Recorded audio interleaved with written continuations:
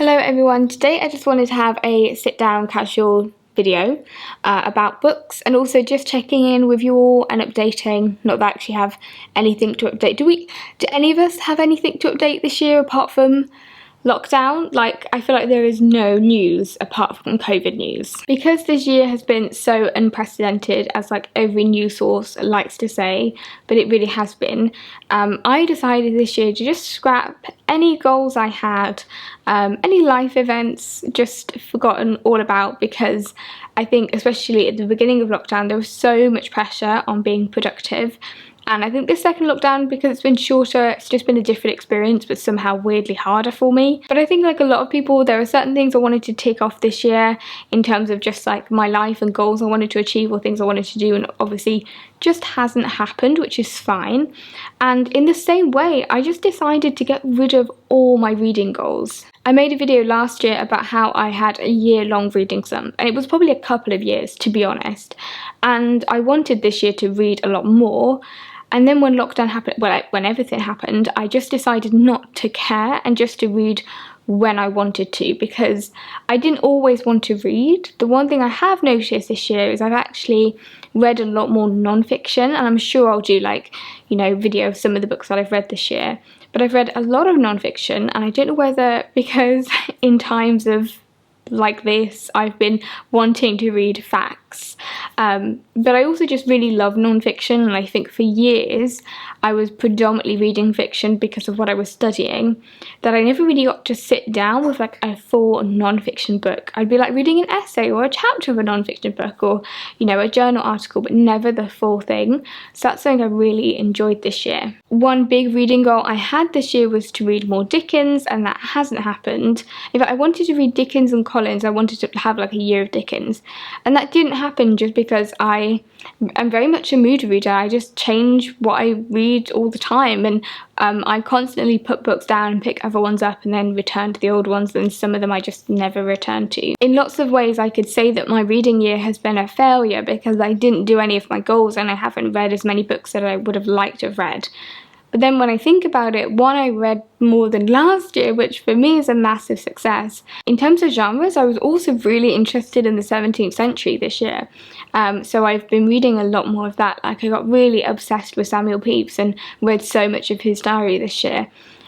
So I've had like really weird choices, and I do wonder if it's because I wanted to read about the plague. Like, I wanted to learn more about the plague, so maybe that was related to this lockdown. Maybe that wouldn't have happened. Because I've been reading non-fiction, I also think I've been reading chunky novels. I can concentrate on non-fiction really well, but I just can't on fiction anymore. And I think it's because for so long I trained myself to read academically, to read fiction academically. The only way I can really read fiction now is if I study it, and I think that's why I can read fiction quickly when I read it like that, and then I can read non-fiction because I feel like it's a factual study. Does that even make sense? So I guess that's like an overview of how my reading year has been. Some would say it's been terrible. I don't really care. I've kind of just given up any expectation. I'm so bad at, I have massive like problems with toxic productivity. I constantly beat myself up for not being productive enough and not using my time productively enough, and actually there's no such thing, and I need to have time off. Even making videos became a bit of a, you know, a productivity thing for me. So with reading, I just don't want to make that work. Like, I work a job that is hard work and takes up a lot of time, and I love it, yes, but it is hard, and I don't want making videos to become like that, and I certainly don't want reading to become like that, because there is no joy in any of that. I've also been reading more audiobooks. In fact, I always listen to audiobooks. Audiobooks is, I think, actually my preferred way to read. So yeah, anyway, what I'm actually going to do with this video is, one, I want to check in with you how your reading years have been. Have you noticed any trends, any changes in genre or anything?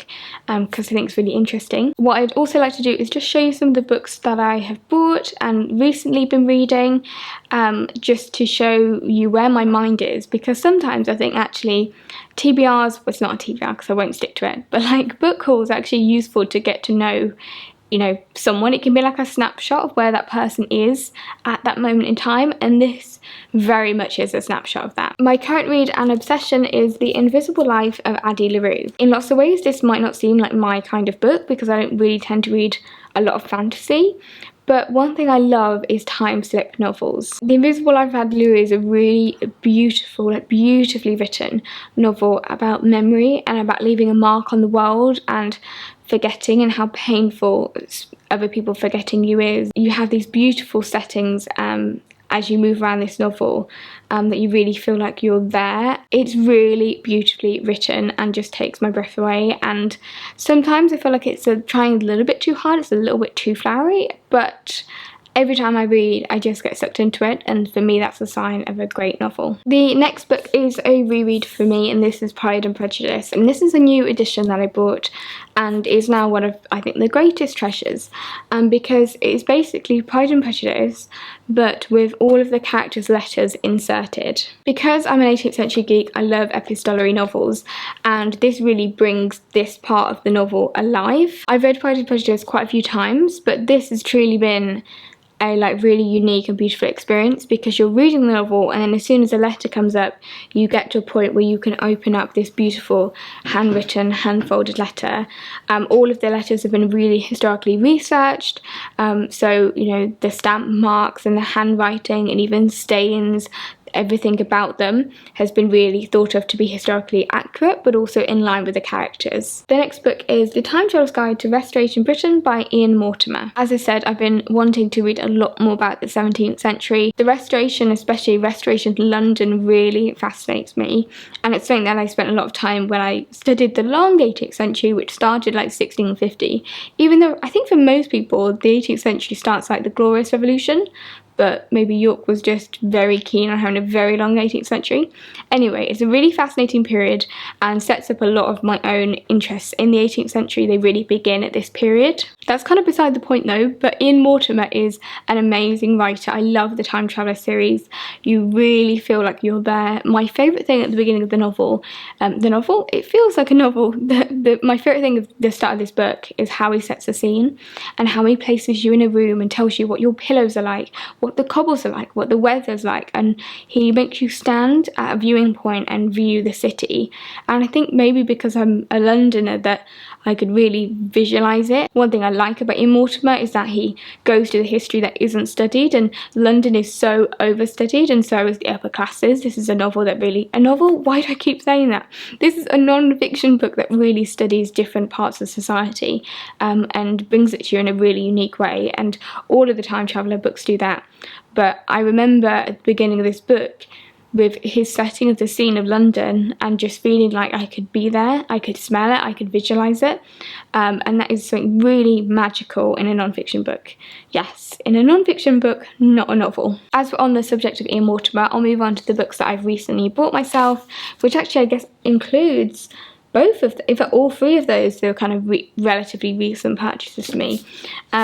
But the next book I bought was The Time Traveller's Guide to Regency Britain, which is Ian Mortimer's latest release. As you will all know, I'm a massive Jane Austen fan, and I also love the Regency period, so this is like a perfect pairing.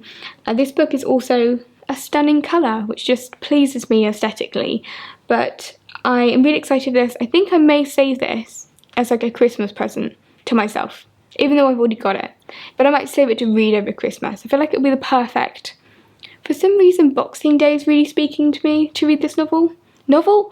What is wrong with me? The next book I bought is also a non-fiction book. Non-fiction. And I went to my Instagram a while ago and asked if there was like one book that you could add to my TBR, what would it be? Like, what book should I read? What book do you think I would love? And I had so many amazing suggestions and recommendations. I was quite pleased to see that I'd actually read a lot of them, so it kind of was nice to see that people have the same taste, or they kind of really know me. But one book in particular has been on my personal kind of wish list for a long time, but I've never bought it and I've obviously never read it, and I don't know why. So when I saw this recommendation come up, I had to buy it. The book is Romantic Outlaws, The Extraordinary Lives of Mary Wollstonecraft and Mary Shelley by Charlotte Gordon. I've read a lot of Mary Wollstonecraft because I studied her a lot, and I read all of her writing, but I've only read Frankenstein from Mary Shelley, and my knowledge of Mary Shelley is actually very limited. I know, of course, all of the kind of rumours about her and all of the pop culture things, I guess, about Mary Shelley, but one, I would love to reread Frankenstein because I read it at GCSE and hated it, and I think I hated it because I read it at GCSE, so I really want to go and reread that, I think, next year, giving myself a reading goal for next year, but I would love to revisit that and then also read this.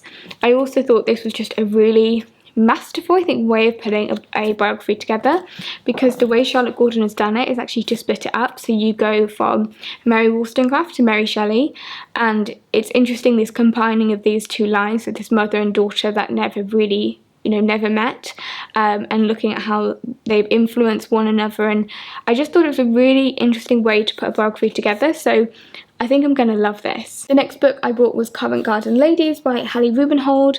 The Five by Hallie Rubenhold, I think, is one of my top books. I think I read it this year. Is one of my favourite non-fiction books of all time.